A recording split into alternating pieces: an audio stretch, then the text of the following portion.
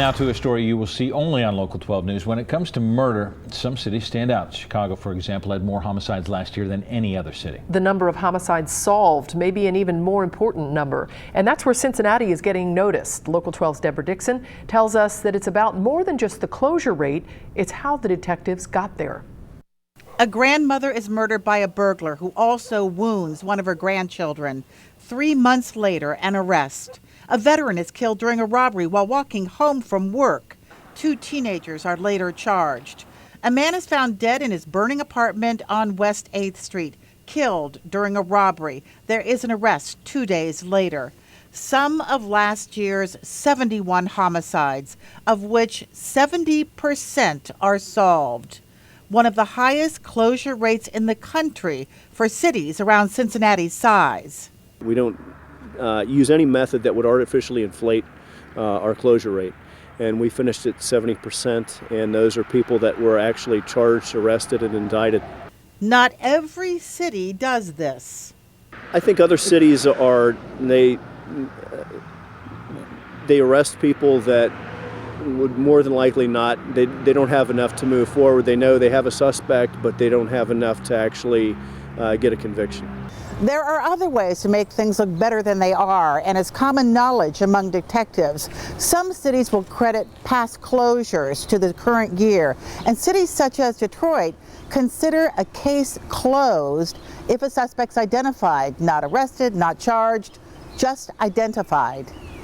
Which could explain why early in 2014, Detroit had a 92.7% clearance rate for homicides.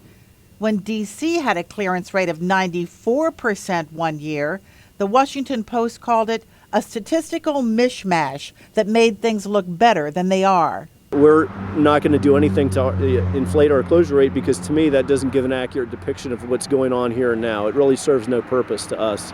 So how do they do it? Nobody ever works a case alone. We always work together. That's why we work in an open air environment where we can share ideas.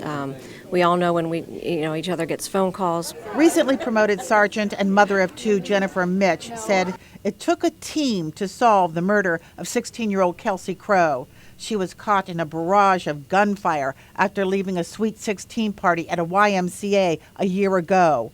19-year-old Rico Mosley is now charged. Everybody wants to find out who done it and give that family some justice. Detective Kim Kelly said the goal is bigger than numbers.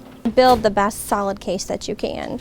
Work every angle, follow up on any information that you get so you can make that arrest and you can be confident when you go to grand jury and you get it to court that you get that indictment.